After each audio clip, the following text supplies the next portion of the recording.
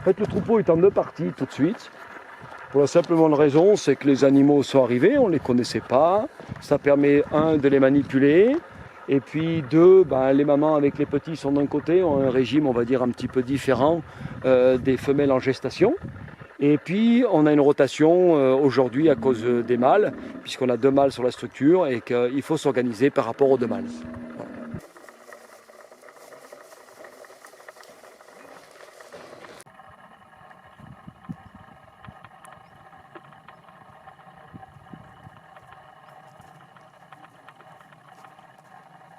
Le dromadaire, à la différence du mouton, on ne le tombe pas. Le dromadaire, il mue. Et là, vous voyez, il est en train de muer. C'est-à-dire que je suis en train de lui arracher la laine du dos. Et cette laine, petit à petit, tous les soirs, quand je rentre, je récupère de la laine. Et tout de suite, on travaille avec un atelier qui est sur Saugues, avec l'objectif de transformer cette laine et d'en faire un produit. Il y aura peut-être le produit souvenir. Aujourd'hui, on est dans des chaussons. Seulement, il faut feutrer la laine. On n'a pas assez de quantité pour pouvoir faire du feutrage. Mais voilà la laine de dromadaire. Et autant un mouton on le tond, autant un dromadaire il mue. Donc les soirs quand ils rentrent, ils ont de la laine sur une partie du corps. Je viens et tout simplement, j'enlève la laine et je mets ça dans des sacs. Et ça va partir au traitement, au lavage et au feutrage. Donc il y a combien de choses on peut transformer à partir du dromadaire? Son lait, qu'on peut transformer, le lait, nous on a un objectif, il est très simple et très modeste, c'est boire un verre de lait. Simplement aujourd'hui on est dans les demandes d'agrément et c'est un peu un parcours du combattant.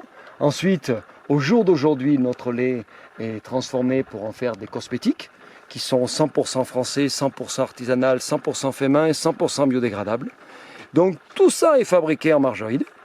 Et puis derrière, on a un objectif, c'est de pouvoir transformer la laine de nos dromadaires plutôt dans un produit souvenir pour rester sur un produit accessible à monsieur tout le monde. Mais aujourd'hui, on avait fait faire des chaussons grâce aux ateliers de la Bruyère à Saugues.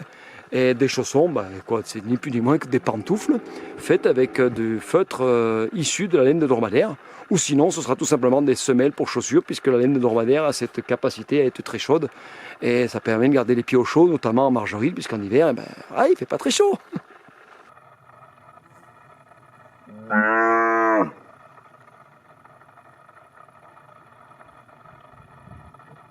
Et là, on voit un animal en bon état de santé parce qu'elle a une belle bosse et puis joli poil, même si elle s'est roulée par terre et qu'on a l'impression, mais elle a un poil, une fois qu'on a fait tomber la poussière, un poil lustré. Donc les animaux, là, voilà, même là, c'est une petite jeune qui devrait faire son premier petit l'année prochaine, puisque je l'ai vu être saillie là dans l'hiver. Et déjà, une belle conformation. Maintenant, voilà, comme c'est une femelle gentille, on espère tout simplement qu'elle fera un petit gentil et puis que ce sera une bonne laitière, parce que le temps, on gagne du temps avec des animaux comme ça très proches de l'homme, parce que le jour où il faut les manipuler, c'est beaucoup plus facile. Quand vous avez affaire à un animal sauvage, il y a un temps d'adaptation, donc tout ce temps passé avant à s'en occuper, à les brosser, à ramasser la laine, à les gratter quand on va les nourrir, vous voyez, ça fait des animaux qui sont super cool, quoi.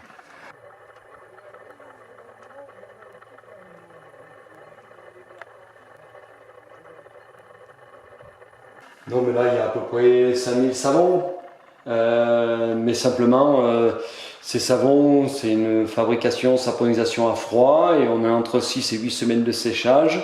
Donc en fait, là, c'est un séchoir, et il y a un deuxième qui est en construction, de façon à stocker les savons, les laisser sécher ici, et puis ensuite, l'emballage va se faire ici, puisque comme je le disais, on est parti sur une fabrication 100% artisanale, tout est 100% fait main. Et l'emballage fait partie justement de notre intervention sur la fabrication des savons.